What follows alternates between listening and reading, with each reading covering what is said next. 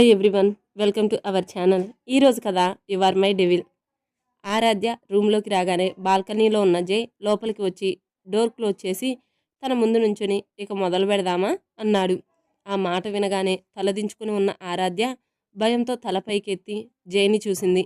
జై కూడా ఆరాధ్యని చూస్తూ, ఏంటి ఆలోచిస్తున్నావు? మళ్ళీ ఆలస్యం అవుతుంది. నాకు 1 వీక్ నుంచి నిద్ర లేదు అంటూ తన చేతిలో ఉన్న పాల గ్లాస్ తీసుకొని తను సగం తాగి ఆరాధ్యకి తనే బలవంతంగా తాగించి ఆ గ్లాస్ పక్కన పడేసి ఆరాధ్యని బెడ్ మీదకి తోసి తన మీదకి చేరాడు. ఆరాధ్యకి మాట్లాడే ఛాన్స్ కూడా ఇవ్వకుండా ఉన్న జై తీరుకి కంగారుగా, నేను చెప్పేది ఒకసారి విను జై, ప్లీజ్. నువ్వు ఇలా చేస్తుంటే నాకు భయంగా ఉంది. జై తనని చూస్తూ తన బయటకు ఉన్న పిన్ను తీసి పక్కకు పడేశాడు. ఆరాధ్య జై చేయి పట్టుకొని బాధగా, ప్లీజ్ నేను చెప్పేది ఒకసారి విను, నేను నీతో మాట్లాడాలి. నువ్వు ఇలా బిహేవ్ చేయకు, ఇది కాదు నీ ప్రవర్తన. ఆరాధ్య, నేను కూడా నీతో చాలా మాట్లాడాలి అనుకున్నా, కానీ ఇలా నాకే తెలియకుండా నా జీవితంలోకి వస్తావని అనుకోలేదు. ఆ రోజు కేఫ్లో కలిసినప్పుడు కూడా నువ్వు మాట్లాడింది ఏంటి? నిజం చెప్పాలి అనిపించలేదా అని తనపై ఉన్న జై లేచి నుంచుని అడిగాడు. మీరంతా కలిసి నన్ను పిచ్చివాడిలా చేశారా? ఇన్ని రోజులు నాలో నేను ఎంత మదన పడ్డానో తెలుసా? మీ అమ్మా నాన్న ఒక అబ్బాయిని చూశారు, పెళ్ళి నాకు ఇష్టం లేదు, వాళ్ళు బలవంతం మీద చేస్తున్నారు అన్నా కూడా నేను నీ దగ్గరికి రావాలని అనుకోలేదు. ఎందుకో తెలుసా? ఇప్పుడు ఆ సంబంధాన్ని కాదు అని నన్ను పెళ్లి చేసుకుంటే నీ వల్ల వాళ్ళిద్దరూ బాధపడతారు. అది నీ మీద ఉన్న ప్రేమని నా మనసులో దాచుకున్నా కదే. నన్ను ఎలా మోసం చేయాలనిపించింది నీకు అని జై చాలా కోపంగా గట్టిగా అడిగాడు ఆరాధ్యని. నిన్ను మోసం చేయాలి అనుకోలేదు జై, నిజంగా చెప్తున్నా, నేను మోసం చేయాలని అనుకోలేదు. మా పేరెంట్స్ చూస్తున్న సంబంధం నాకు నచ్చక డల్గా ఉంటే ఆఫీస్లో భరత్ అడిగాడు, ఏంటి అలా ఉన్నావు, అంతా ఓకేనా అని. అప్పుడు విషయం చెప్పాను. నాకు జైకి ముడిపెట్టి లేదేమో భరత్, అందుకే ఇలా జరుగుతుంది అని నేను బాధపడుతూ ఉంటే నా బాధ చూడలేక భరత్ ఆంటీ అంకుల్కి కాల్ చేసి ఈ విషయం చెప్పాడు. అప్పుడు అత్తయ్య నాకు కాల్ చేసి మాట్లాడింది. నా కొడుకుని అంత ఇష్టపడుతున్న దానికి విషయం చెప్పాలని తెలియదా? నీలో నువ్వు బాధపడితే ఎలా చెప్పు అని అంటే నేను చాలాసార్లు చెప్పాను, కానీ తను నన్ను పెళ్లి చేసుకోవడానికి సముఖంగా లేడు. అందుకే మా పేరెంట్స్ చూసిన మ్యాచ్కి ఓకే చెప్పాలి అనుకుంటున్నాను అంటే అప్పుడు నేనే మీ పేరెంట్స్తో కలిసి మాట్లాడతాను, పెళ్లి కూతురు నువ్వే అన్న విషయం ఎట్టి పరిస్థితుల్లో జైకి తెలియకూడదు అని చెప్పారు. పెళ్ళి అయ్యే లోపల అన్న తన మనసులో ఉన్న మాట బయటికి చెప్తాడు చూద్దాం అని అంటే ఆగిపోయాను. అక్కడికి ఎన్నిసార్లు నీతో చెప్పాలి అనుకున్నా కానీ అత్తయ్య నాతో ప్రామిస్ చేయించుకున్నారు, ఎట్టి పరిస్థితుల్లో నువ్వు వాడికి నిజం చెప్పకు అని. అందుకే ఆగిపోయాను. అంతే జై, నిన్ను మోసం చేయాలని బాధ పెట్టాలనే ఉద్దేశం నాకెప్పుడూ లేదు. నువ్వు తప్ప నా పక్కన నా భర్తగా ఇంకొకరిని ఊహించుకోలేను జై. నువ్విలా నాతో బిహేవ్ చేస్తుంటే చాలా భయంగా ఉంది అని తన్ని హగ్ చేసుకొని ఏడుస్తూ అంది. నిజంగా నేనంటే నీకు ఇష్టం లేదా జై? చెప్పు అని అడుగుతూ ఉంటే ఇప్పటి వరకు మౌనంగా ఉన్న తను తన లిప్స్ అందుకొని ముద్దు పెడుతున్నాడు. అది ఊహించని ఆరాధ్య షాక్లోకి వెళ్ళిపోయింది. 2 నిమిషాలకి ఆరాధ్యాన్ని వదిలి, ఏంటి అలా షాక్లో ఉండిపోయావు? ముద్దు పెడుతుంటే కనీసం సహకరించాలని కూడా తెలీదా అని తన నడుము మీద చిన్నగా గుచ్చాడు. అంతే, దెబ్బకి షాక్లో ఉన్న ఆరాధ్య బయటకు వచ్చి తన లిప్స్ మీద చేయి పెట్టుకుంది. నిజంగానే జై తనని ముద్దు పెట్టాడా లేదా అని లిప్స్ మీద తడి తగలడంతో మెల్లగా తల ఎత్తి జైను చూసింది. తను ఆరాధ్యని చూస్తూ చిలిపిగా కన్ను కొట్టడంతో ఈసారి తల తిరిగి కింద పడినంత పని అయింది. మెల్లగా, జై ఇది నువ్వే కదా అని అడిగింది తడబడుతూ. మరోసారి ముద్దు పెట్టి, ఇది నేనే ఆరాధ్య అని అన్నాడు. అంటే నేను నీ భార్యగా రావడం నీకు ఇష్టమే కదా జై?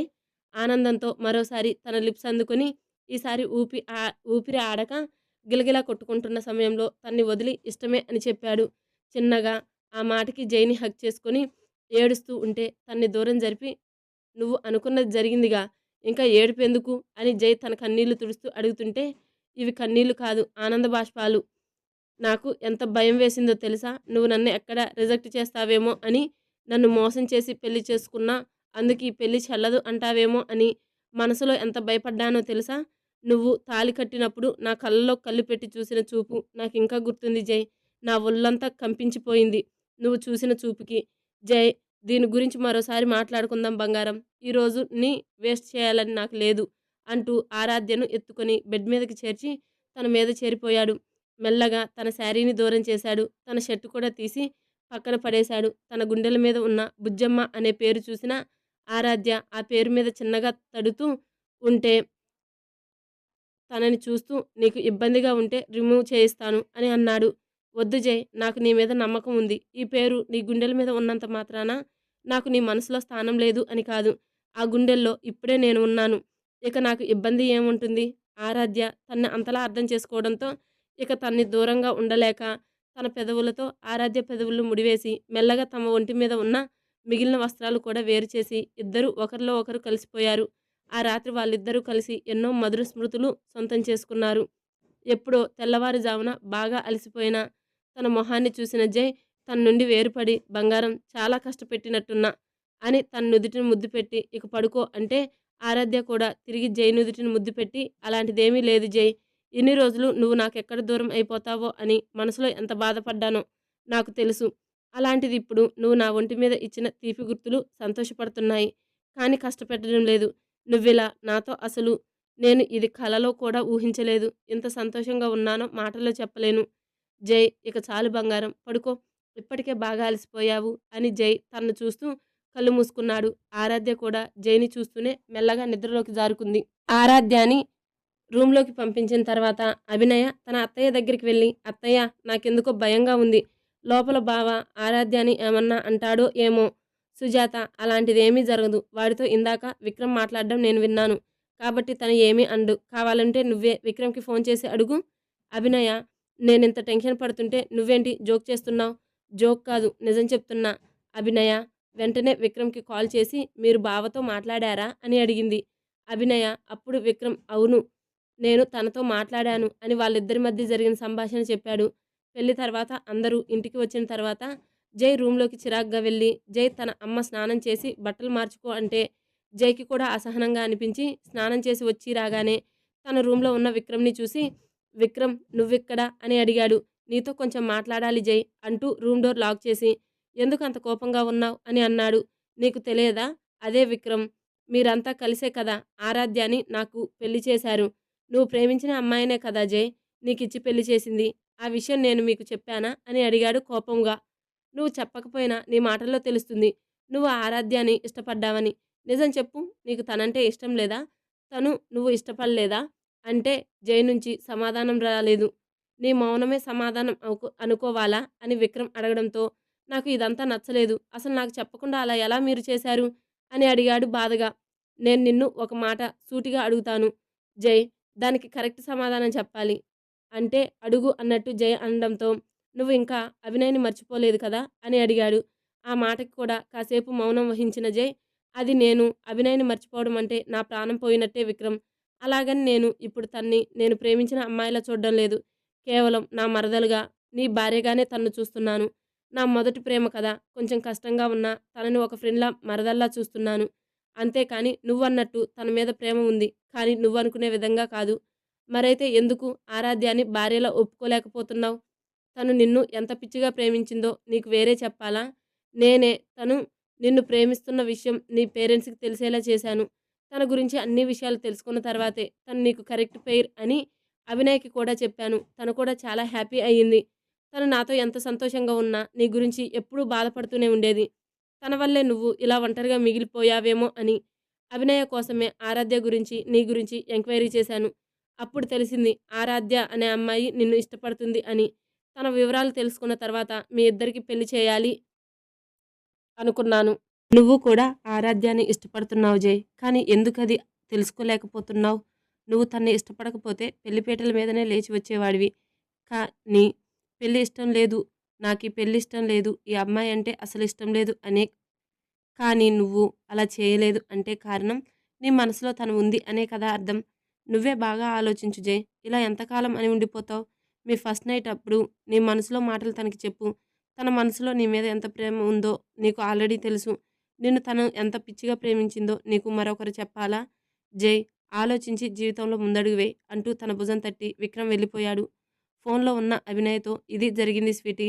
నాకు మీ బావకి మధ్యలో తను కూడా ఆరాధ్యాన్ని ఇష్టపడుతున్నాడు. కానీ బయటికి చెప్పలేక తన మనసులో తనే దిగులు పడుతూ ఇలా మనం తనకి ఆరాధ్యనే పెళ్లి కూతురు అని చెప్పకుండా పెళ్లి చేశాం కదా, ఆ కోపంలో ఉన్నాడు అంతే. నాకు తెలిసి వాళ్ళిద్దరూ ఈ రాత్రి కలిసిపోతారు. కావాలంటే రేపు నువ్వే ఆరాధ్య అని అడుగు. అభినయ అత్తయ్య కూడా ఇదే మాట అంది. అంత నమ్మకం ఏంటి విక్రమ్ బావ మీద? చెప్పాను కదా స్వీటీ, మీ బావ మనసులో ఆరాధ్య ఉంది. తన మీద కొండంత ప్రేమ ఉంది. అది ఎవరికీ చెప్పలేక పెళ్లి అనగానే ఆరాధ్యాన్ని మర్చిపోవాలి అనుకున్నాడు. కానీ తన వల్ల కాలేదు. తన పెళ్లి కూతురు అని తెలియగానే తనకేం చేయాలో అర్థం కాక ఇలా అందరి మీద కోపంగా ఉన్నాడు అంతే. నువ్వు ఎప్పుడు వస్తావు మన ఇంటికి? నువ్వు పక్కన లేకపోతే నిద్ర రావడం లేదు స్వీటీ.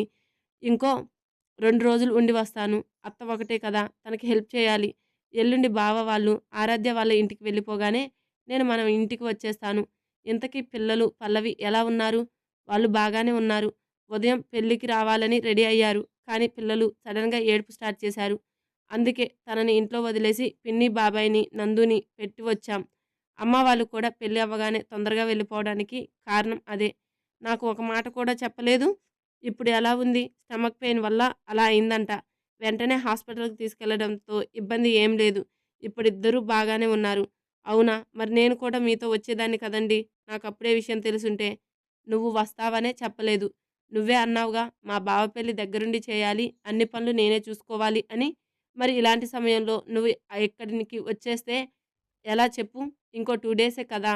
అన్నీ చూసుకొని వచ్చెయి. వాళ్ళు బయలుదేరేటప్పుడు నాకు కాల్ చెయి. నేను వచ్చి నిన్ను తీసుకువస్తాను.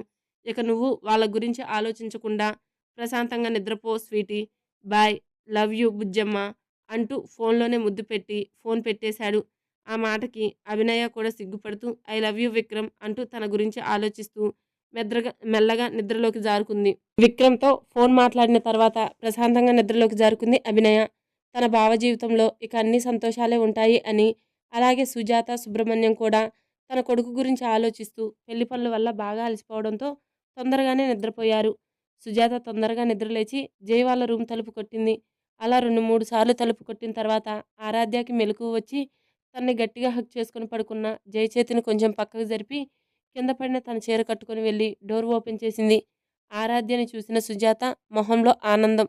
వెళ్ళి స్నానం చేసిరా తల్లి, పూజ చేయాలి. అలాగే వాడిని కూడా నిద్రలేపు. ఇద్దరూ కలిసి పూజ చేసి కలిసి గుడికి వెళ్ళాలి అంటే, అలాగే అత్తయ్య నేను స్నానం చేసి వస్తాను అని మొదట ఆరాధ్య ఫ్రెష్ అయ్యి వచ్చి తర్వాత జైని మెల్లగా నిద్రలేపింది. నైట్ బాగా అలసిపోవడంతో తను ఎంత లేపినా నిద్ర లేవలేదు జై. ఆఖరి అస్త్రంగా మెల్లగా తన బుగ్గ మీద ముద్దు పెట్టి దూరంగా జరుగుతున్న వేళ తన చేయి పట్టుకొని మీదకి లాగి, ఏంటి అలా ముద్దు పెట్టి వెళ్ళిపోతే వదిలేస్తాను అనుకున్నావా అంటూ తనని ముద్దు పెట్టుకోవాలని చూస్తుంటే, జై అత్తయ్య చెప్పారు ఇంట్లో పూజ చేసి ఇద్దరూ కలిసి గుడికి వెళ్ళాలని చెప్పారు. మీరు త్వరగా వస్తే వెళ్దాం అంది. మార్నింగ్ కిస్ లేదా అని అడిగితే చెప్పానుగా గుడికి వెళ్ళాలి అంటూ జైని వదిలి బయటకు వెళ్ళింది.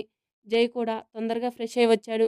మొదటి రోజు కావడంతో సుజాత ఆరాధ్యతోనే ప్రసాదం వండించి దేవుడికి నైవేద్యం సమర్పించి ఇద్దరి చేత పూజ చేయించారు.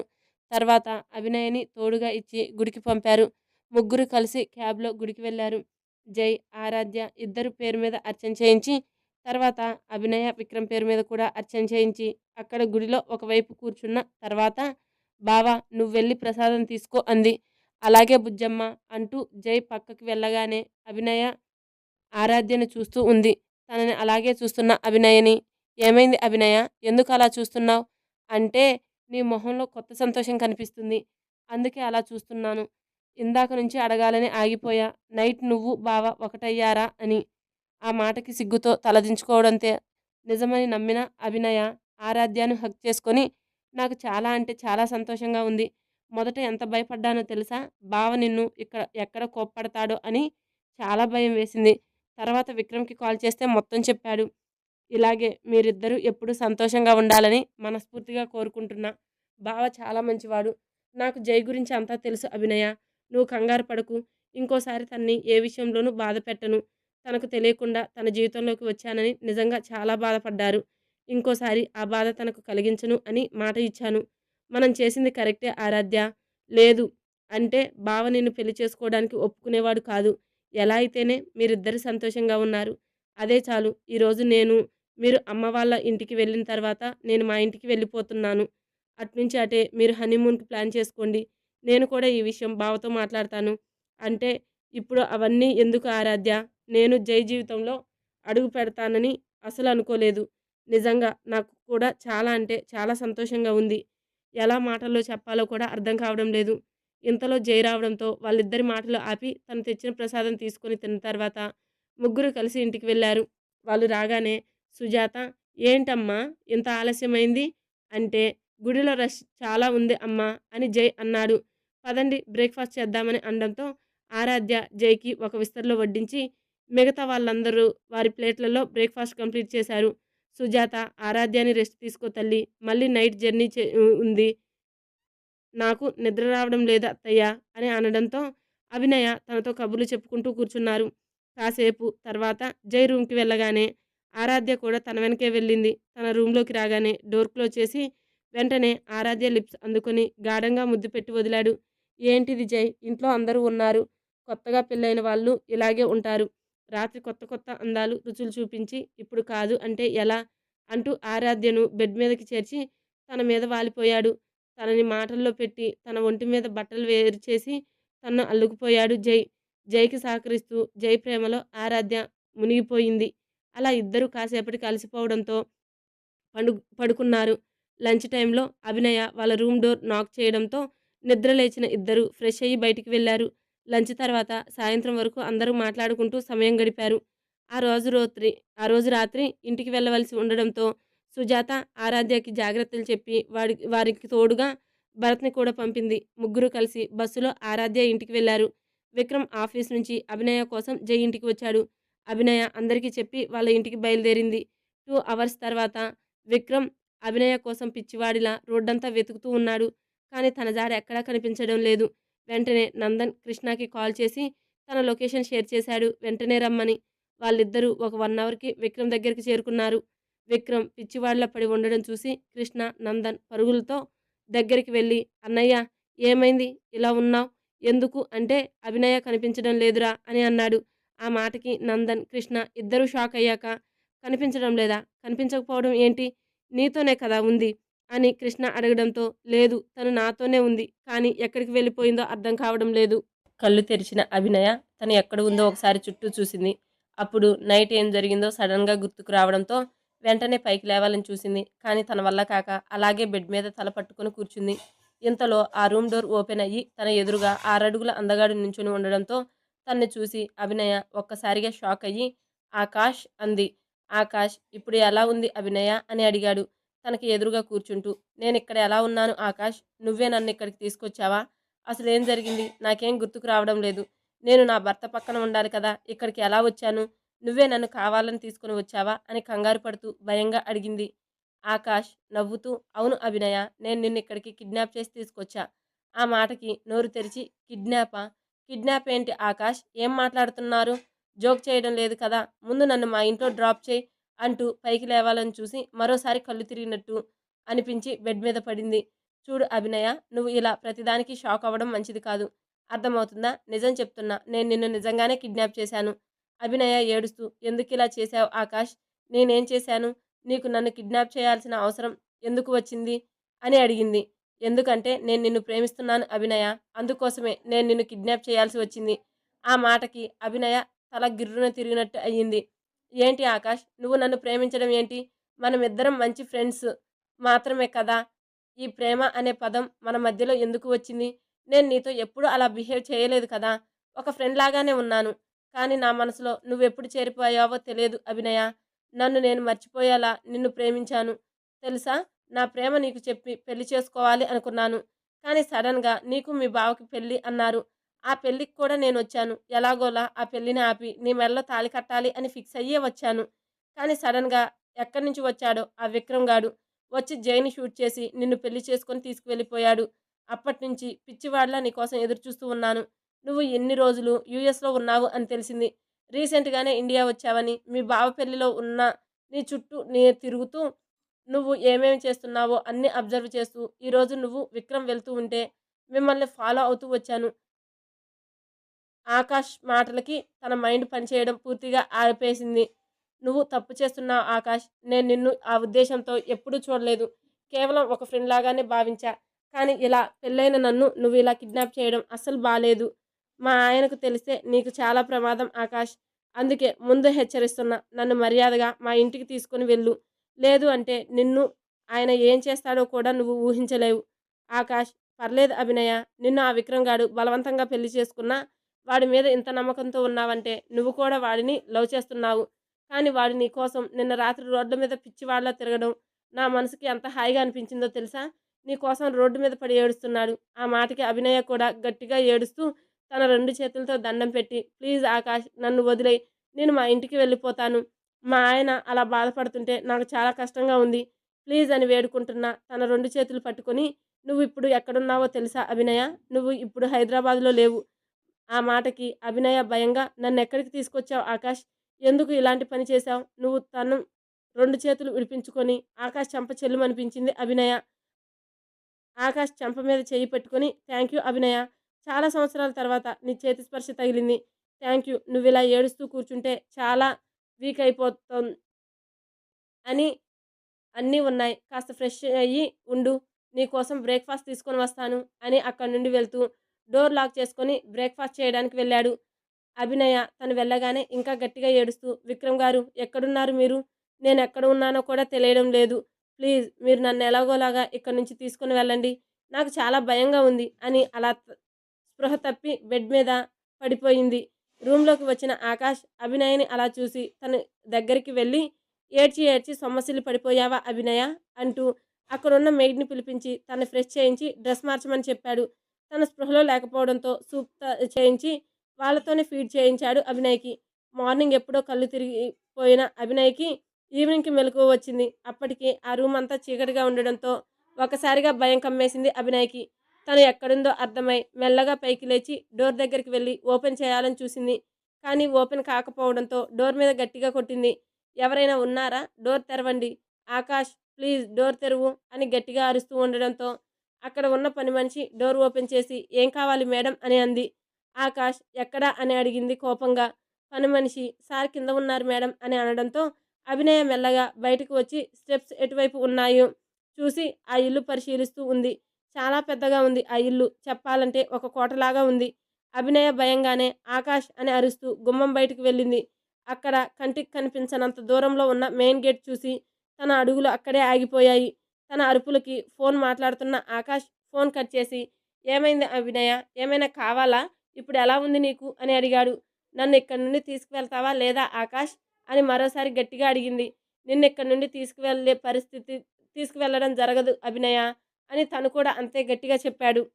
అభినయ, విక్రమ్ కలిసి జై ఇంటి నుండి కొంచెం ముందుకు వెళ్ళాక, "అలా లాంగ్ డ్రైవ్ వెళ్దామా స్వీటీ" అని అడిగాడు అభినయ్‌ని. తను అలాగే అన్నట్టు తను తల ఊపడంతో ఇద్దరూ కలిసి హైవే దాటి అలా ముందుకు వెళ్తున్నారు. సడన్‌గా కొంచెం దూరంలో ఒక ఐస్ క్రీమ్ షాప్ కనిపించింది అభినయకి. విక్రమ్‌ని చూస్తూ "ఐస్ క్రీమ్ కావాలి" అని అడిగింది అభినయ. "ఇప్పటికే టైం నైట్ 12 అయిపోయింది. ఈ టైంలోనా?" అని అడిగాడు. "మీరు ఇంత దూరం తీసుకొచ్చారు. నాకిప్పుడు ఐస్ క్రీమ్ తినాలి అనిపిస్తుంది. ప్లీజ్ తీసుకురావా" అని అడగడంతో కారు ఒకవైపు పార్క్ చేసి చుట్టూ చూశాడు. అక్కడ కొంచెం జనసంచారం ఉండడంతో, "ఇక్కడే ఉండు, నేను వెళ్తాను, వెళ్ళి తీసుకొస్తాను" అని అభినయ్‌ని కారులో వదిలి రోడ్డు క్రాస్ చేస్తూ అటు సైడ్ వెళ్ళాడు. కానీ విక్రమ్‌కి తెలియని విషయం ఏమిటంటే తన కారుని ఫాలో అవుతూ 2 కార్లు వెనకే వచ్చి విక్రమ్ కారుకి కొంచెం దూరంలో ఆగాయి. విక్రమ్ అటువైపు వెళ్ళగానే ఆ కారు నుండి ఇద్దరు మనుషులు కిందకి దిగి అభినయ ఉన్న సైడ్ వచ్చి చిన్నగా విండో నాక్ చేశారు. అభినయ కొంచెం విండో ఓపెన్ చేసి, "ఏం కావాలి" అని అడిగింది. "ఈ అడ్రస్ ఎక్కడ మేడం" అని అడుగుతూ తన ఫోన్లో ఉన్న అడ్రస్ చూపించాడు. అభినయ ఆ ఫోన్లో ఉన్న అడ్రస్ చూస్తూ ఉంటే ఆ మనిషి వెంటనే తన జేబులో ఉన్న స్ప్రే తీసి అభినయ మొహం మీద స్ప్రే చేశాడు. అంతే, సెకండ్స్‌లోనే అభినయ స్పృహ తప్పి పడిపోయింది. ఆ మనిషి చుట్టూ ఒకసారి చూసి మెల్లగా డోర్ ఓపెన్ చేసి అభినయ్‌ను తన కారులో పడుకోబెట్టి వాళ్ళు ఎలా వచ్చారో అలా ఫాస్ట్‌గా వెళ్ళిపోయారు. వాళ్ళు వెళ్ళిన 10 నిమిషాల తర్వాత విక్రమ్ అభినయ కోసం ఐస్ క్రీమ్ తీసుకొని వచ్చి కారులో కూర్చున్నాడు. కానీ తన పక్కన అభినయ కనిపించలేదు. ఎక్కడికి వెళ్ళింది అని చుట్టూ చూశాడు. తన ఫోన్ కూడా కింద పడిపోయింది. వెంటనే ఏదో తట్టినట్టుగా చుట్టూ చూశాడు. కానీ ఎక్కడా అభినయ కనిపించలేదు. ఆ చుట్టుపక్కలంతా పిచ్చివాడిలా అభినయ కోసం తిరిగాడు. తన ఫోన్లో ఉన్న అభినయ ఫోటో చూపిస్తూ అక్కడ ఉన్న వాళ్ళని అందరినీ అడిగాడు. కానీ మాకు ఎవరికీ ఈ అమ్మాయి కనిపించలేదని చెప్పడంతో విక్రమ్‌కి పిచ్చి పట్టినట్టయింది. ఆ తర్వాత వెంటనే కృష్ణ, నందన్‌కి కాల్ చేశాడు. వాళ్ళు వచ్చి విక్రమ్‌ని ఆ విధంగా చూసి ఏమైందో అని మొదట భయపడ్డారు. కానీ అభినయ కనిపించడం లేదు అని తెలిసినాక వాళ్ళు కూడా షాక్ అయ్యారు. కనిపించకపోవడంతో, "ఏంటి, నువ్వే కదా తీసుకొస్తానని వెళ్ళావు, ఏమైంది?" "అవును బావ, నేనే అభినయని తీసుకొస్తానని, కానీ తను ఐస్ క్రీమ్ అడగడంతో కార్ సైడ్ పార్క్ చేసి అటు సైడ్ వెళ్ళి ఐస్ క్రీమ్ తీసుకొని వచ్చేలోగా తను కారులో కనిపించలేదు. చుట్టూ ఉన్న వాళ్ళని కూడా అడిగాను. కానీ ఆ అమ్మాయిని మేము చూడలేదు అని చెప్తున్నారు. నాకు చాలా భయంగా ఉంది బావ అంటూ కృష్ణని హగ్ చేసుకొని కన్నీరు కార్చాడు విక్రమ్. తన్ని ఈ విధంగా ఎప్పుడూ చూడని కృష్ణకి చాలా బాధగా అనిపించింది. వెంటనే ముగ్గురు కలిసి ఇంటికి బయలుదేరి వెళ్లారు. కారులో కృష్ణ మాట్లాడుతూ అభినయ గురించి పోలీస్ కంప్లైంట్ ఏమైనా ఇద్దామా అని అడగడంతో, వద్దు బావ, పోలీస్ కంప్లైంట్ ఇస్తే ఇంట్లో అందరికీ తెలిసి చాలా ప్రాబ్లం అవుతుంది. జైకి కూడా తెలుస్తుంది. ఇన్ని రోజులు ఏదో మనిషి ఉన్నాడంటే ఉన్నట్టు బతికాడు. ఇప్పుడున్న తనని సంతోషంగా ఉండనివ్వు. ఈ విషయం తెలిస్తే తను కూడా చాలా కంగారు పడతాడు. కాబట్టి ఈ విషయం ఎవరికీ చెప్పకండి అని అనడంతో, కృష్ణ ఎవరికి చెప్పకపోతే ఎలా తెలుస్తుందిరా? తన్ని ఎలా కనుక్కోగలం? ఇప్పుడు ఇంటికి వెళ్ళాక అత్తయ్య, మామయ్య అడుగుతారు. అంత ఎందుకు? పల్లవి అడుగుతుంది అభినయ ఎక్కడా అని. అప్పుడు వాళ్ళకేం సమాధానం చెప్తావు? ఇంకా 2 రోజులు అభినయ తన పేరెంట్స్‌తో కలిసి ఉంటాను అని అంది అని చెప్తాను. బావా, ముందైతే ఇంటికి వెళ్దాం పద. నాకేం చేయాలో తోచడం లేదు. అన్నయ్య, నీకు తెలిసి వదినకి ఎవరైనా శత్రువులు అలా ఉన్నారా? అంటే విక్రమ్ మనసులో ఒక్కసారిగా రుద్ర మెదిలాడు. వెంటనే తన ఫోన్ నెంబర్ కోసం సెర్చ్ చేయడం ప్రారంభించాడు. కానీ ఇక్కడ తన ఫోన్ నెంబర్ లేదు. వెంటనే తన ఆఫీస్‌కి కాల్ చేసి తన పిఏ నెంబర్ ఎలాగోలా సంపాదించి వెంటనే తనకు కాల్ చేసి నెంబర్ కావాలని అడిగాడు. తన పిఏ, నేను నా బాస్ నెంబర్ ఎవరికీ ఇవ్వను సార్ అని చెప్పడంతో, ఇప్పుడు నువ్వు చెప్పకపోతే నువ్వు ఉన్న చోటనే చంపేయగలను. జాగ్రత్త అని బెదిరించడంతో రుద్ర నెంబర్ ఇచ్చాడు. కానీ వెంటనే రుద్రకి ఫోన్ చేసి, సార్, ఎవరో కాల్ చేసి మీ నెంబర్ ఇవ్వకపోతే నన్ను చంపుతానని బెదిరించి మీ ఫోన్ నెంబర్ తీసుకున్నారు అని చెప్పాడు. కొద్దిసేపు ఆలోచించి, ఓకే, నేను చూసుకుంటాను అని కాల్ కట్ చేసిన వెంటనే విక్రమ్ నుండి కాల్ వచ్చింది. ఆ కాల్ లిఫ్ట్ చేసి వెంటనే, ఏంటి, నా నెంబర్ కావాలని బెదిరించావంట? నాతో మాట్లాడాలని ఉంటే నా ఆఫీస్కి రావచ్చు కదా? విక్రమ్ కోపంగా, నువ్వు అసలు మగాడివేనా? దమ్ముంటే ధైర్యంగా ఎదుర్కోవాలి గాని ఇలా దొంగచాటుగా నేను పక్కనే లేని సమయంలో అభినయ్ని కిడ్నాప్ చేస్తావా అని గట్టిగా అరిచాడు. ఆ మాటలు విన్న రుద్ర కోపంతో తన పిడికిలి బిగించి, మాటలు జాగ్రత్త విక్రమ్, ఎవరితో మాట్లాడుతున్నావో తెలుసుకుని మాట్లాడు. నేను ఏదన్నా డైరెక్ట్గానే చేస్తాను. కానీ దొంగచాటుగా చేసే అలవాటు గాని నా వంశంలో గాని నాకు గాని లేదు. ఏమన్నావు? అభినయ్ని కిడ్నాప్ చేశానన్నావా? నువ్వు ఏదో గేమ్ ఆడుతూ నాతో ఇలా మాట్లాడుతున్నట్టు అనిపిస్తుంది. ఆ అవసరం నాకు లేదు. అభినయ నా మరదలు, నా మేనమామ కూతురు. నిజం చెప్పాలంటే తనే నాతో వస్తుంది. కానీ నేను తన్ని కిడ్నాప్ చేయాల్సిన అవసరం నాకు లేదు. చూడు రుద్ర, నువ్వు ఏమన్నా చెప్పు, నీ మాటలు నమ్మాలి అనిపించడం లేదు. మర్యాదగా అభినయ్ని ఎక్కడికి తీసుకువెళ్ళావో చెప్పు అని గట్టిగా అరుస్తుంటే, అంతకన్నా గట్టిగా అరుస్తూ, పిచ్చా నీకు? చెప్తుంటే అర్థం కావడం లేదా? అభినయ్ని నేను కిడ్నాప్ చేయలేదు. నువ్వే కదా నన్ను మగాడివా కాదా అన్నావు. మరి నువ్వు మగాడివో కాదో నువ్వే తెలుసుకో. నీ భార్యని కిడ్నాప్ చేశారు అంటే నువ్వు తన్ని ఏ విధంగా ప్రొటెక్ట్ చేస్తున్నావో అర్థమవుతుందా నీకు?